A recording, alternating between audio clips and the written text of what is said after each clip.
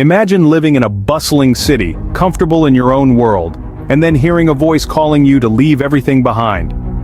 This was the reality for a man named Abraham, or as he was known then, Abram. Picture him in his homeland, Ur of the Chaldeans, a prosperous city of ancient Mesopotamia. Imagine the hustle and bustle of marketplaces, the comfort of familiar faces, and the security of a well-established life. Yet within this comfort, a divine call echoed. In the book of Genesis chapter 12 verse 1 we read, "The Lord had said to Abram, 'Leave your country, your people, and your father's household and go to the land I will show you.'" This was no ordinary call. It was a call to step out in faith, to leave the familiar behind and step into the unknown. Now think about the magnitude of this request. It wasn't just about leaving his home, it was about abandoning his way of life, his family, his security. The call was to venture into an unknown land, a place he'd never seen, guided only by the voice of God. And what did Abraham do? He listened. He chose faith over comfort, trust over familiarity. He packed up his life, gathered his family, and set out on a journey to a place he didn't know. A land that was not yet his, but was promised to him by God. Abraham's initial calling wasn't just a journey of miles, it was a journey of faith. It was about trust, about believing in the unseen, about daring to step out of the comfort zone and into a destiny ordained by God. This was a journey that required great faith, a faith that didn't demand to see the entire staircase but was content with taking the first step. A faith that was willing to trust in the promise of a God who never fails.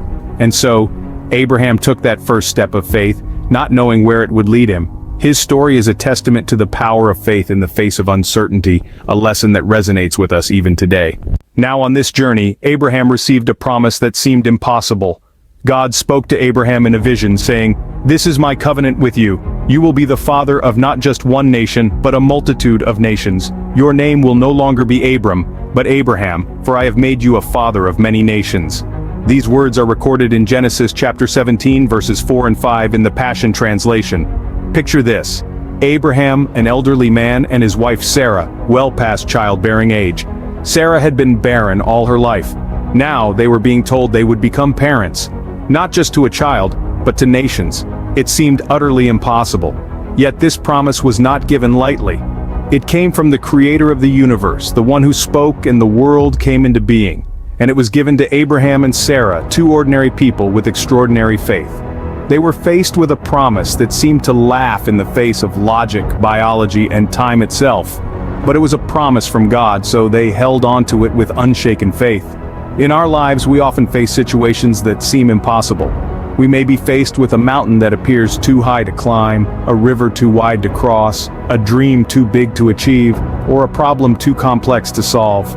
Like Abraham and Sarah, we might find ourselves staring at the impossible, holding on to a promise from God. What can we learn from Abraham and Sarah? That faith doesn't mean we won't have doubts or questions. It doesn't mean we understand how it will all work out. But it does mean we trust in God's ability to fulfill His promises, even when the circumstances seem impossible. But Abraham held on to the promise, even when it seemed impossible. The promise was bigger than their present reality, their physical limitations, and their understanding. It was a promise from God, and that was enough for them. And that's enough for us too. When faced with the impossible, let's remember Abraham and Sarah, who held on to the promise and saw the impossible become possible. But then, the biggest test of Abraham's faith came. Imagine the heartache, the confusion. God, in His divine wisdom, asked Abraham to do the unthinkable. In Genesis 22, verse 2 of the Passion Translation, God tells Abraham, "Take your son, your only son Isaac, whom you love, and go to the land of Moriah, and offer him there as a burnt offering on one of the mountains of which I shall tell you." This was Isaac, the son of the promise, the one Abraham had waited for so long. Abraham's heart must have been heavy. He was being asked to give up his precious son, his only son, the very embodiment of God's promise to him, the one he had waited for, the one he had laughed with, the one he had held in his arms and seen grow into a young man. Imagine the heartache, the confusion.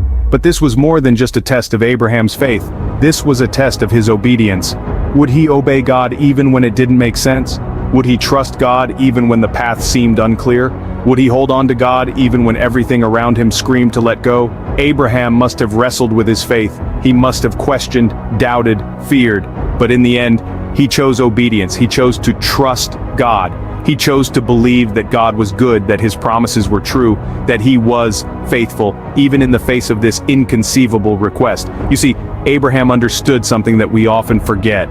He understood that obedience to God is not about understanding everything. It's not about having all the answers. It's about trust. It's about faith. It's about believing in God's goodness, his faithfulness, his love, even when we can't see it. Even when we don't understand it, Abraham's faith was tested.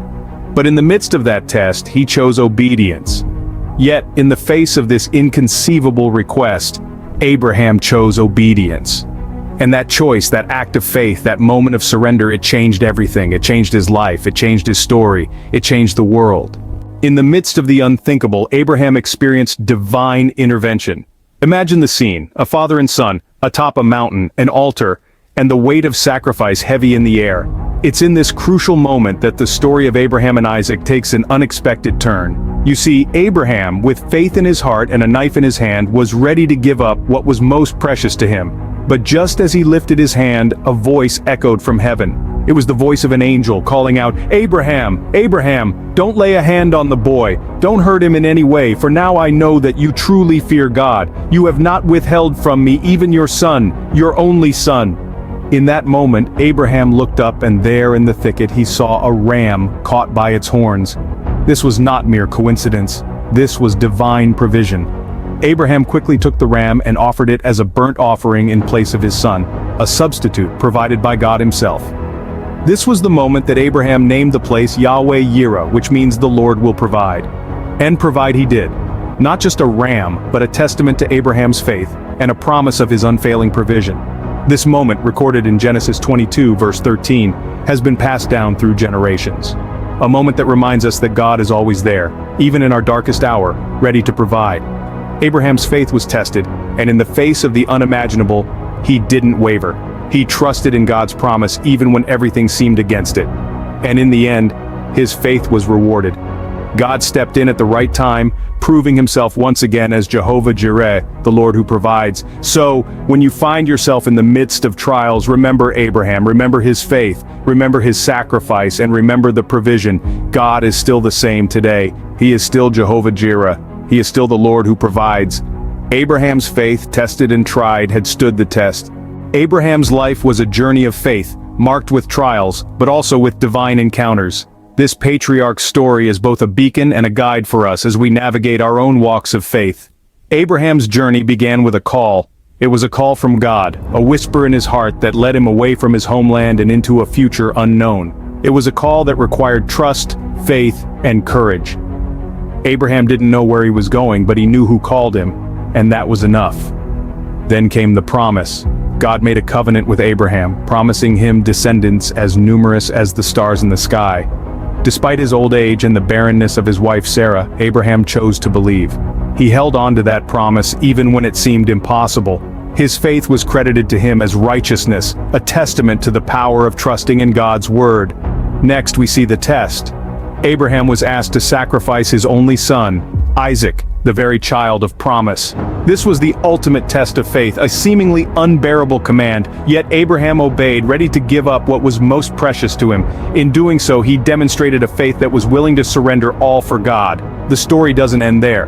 In the midst of the test came the provision. Just as Abraham was about to sacrifice Isaac, God provided a ram in the bush. This dramatic turn of events showed that God does not ask of us more than he is willing to provide for. Through every twist and turn, every high and low, Abraham's faith remained steadfast. His life teaches us the importance of trusting God even in the face of trials. It reminds us that God's promises are sure, even when they seem impossible. It encourages us to surrender all to God, knowing that he is our provider. Just like Abraham, may we too walk by faith and not by sight, trusting that the God who calls us is faithful.